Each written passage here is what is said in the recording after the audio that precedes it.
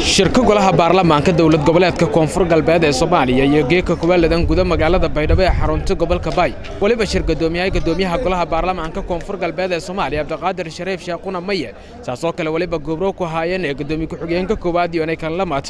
mudanayaal ku tarsan golaha baarlamaanka iyo tirada tiideedii ilaa iyo 9 xildhibaan haanasayo golaha baarlamaanka iyo onkooyan ansixinta xanaanka wasaaradda shaqada iyo shaqaale guddiga rayidka koonfur galbeed ee Soomaaliya waliba warbixin shalgadiisan lagu dhageysaday wasiirka shaqada iyo shaqaale dawlad goboleedka koonfur galbeed ee Soomaaliya iyo saasoo kale agaasimaha wasaaradda shaqada iyo shaqaale guddiga rayidka ee koonfur galbeed ee Soomaaliya golaha baarlamaanka koonfur galbeed ee Soomaaliya iyo hasdibaangali iyo su'aal weydiin guddiga iyo saasoo kale wasaaradda shaqada iyo shaqaale iyo waliba iyo hay'ana hanayo goobta iyo ku hadleen iyo onahayan hanayo su'aal shalgadiisan iyo weydiiyeen wasaaradda iyo guddiga rayidka shaqaale ee dawlad goboleedka koonfur galbeed ee Soomaaliya error ama xoogaa kasmadana ha ahaato qaybta koowaad guud mar meesha ku qoran tahay fiiri magaca xeerka oo gaaban okay xeerkan waxaa loogu yeeri karaa guddiga meesha uu ka leeyahay haddii aad sidaas tiraahdo micnaheedu waxay tahay xeerka ma fadhiyo hadba wixii la rabaa laga dhigi karaa marka meeshaas waxaad ka dhigaysaan waxaa loogu yeerayaa waay macnaha in this moment ama xilligan aan ku jirno xeerkaasi waxaa lagu magacaabayaa micnaheedu marka muhiimadda ugu horeysa taas waaye tan kale guddiga waxaan kula dardaarmaynaa maadaama ay iyagu mas'uul ka yihiin shaqo qorista iyo maxay ahayto arrimaha shaqaalaha deegaankan koonfur galbeed sida ay xildhibaanada qaarkood ama iga horreeyeen ba ay sheegeen in ay u dhowaadaan cadaaladda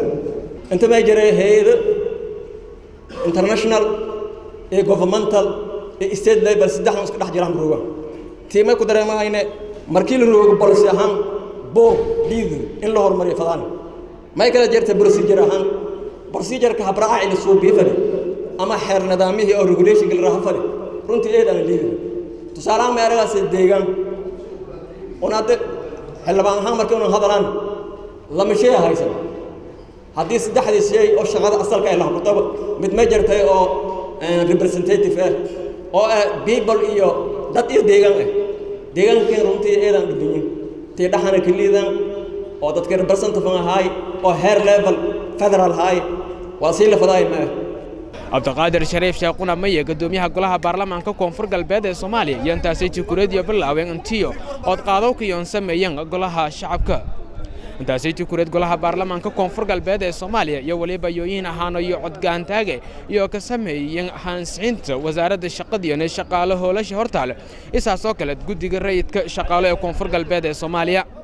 guddiga rayidka shaqaale ee koonfur galbeed ee Soomaaliya hayan hanayo la ka bilaabay cod qaado ka kiisha walin iyo ansaxiyeen 9 xildhibaan ee ku tirsan golaha baarlamaanka koonfur galbeed ee Soomaaliya meeliyo diidan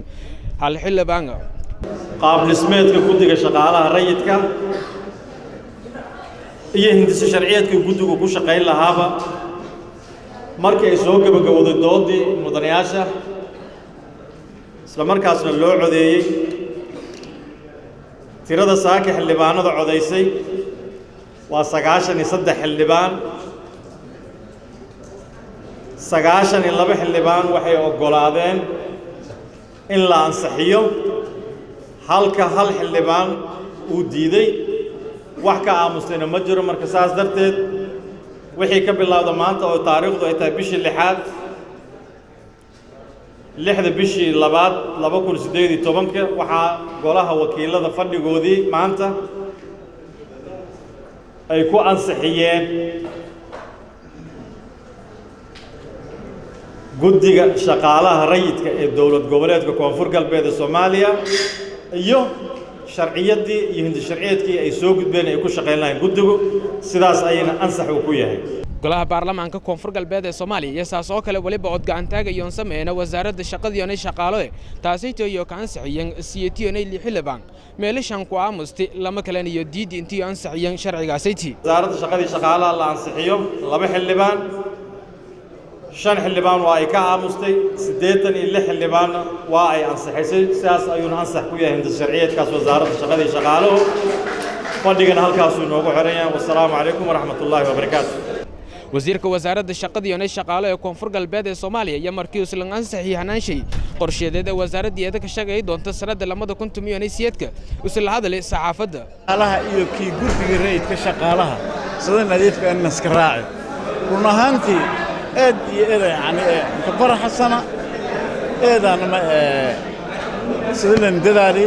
walba ma ka qabo waana ka faraxsana insha Allah ma ballan qaadanahay inay si cadaalad ah wal kuwadna hoolan qowna daraankay toddobaadii ku wareegtay markii golaha baarlamaanka iyo meel maryan hanaanka wasaaradda maaliyadda hanaanka wasaaradda ganacsiga iyo warshadaha koonfur galbeed ee Soomaaliya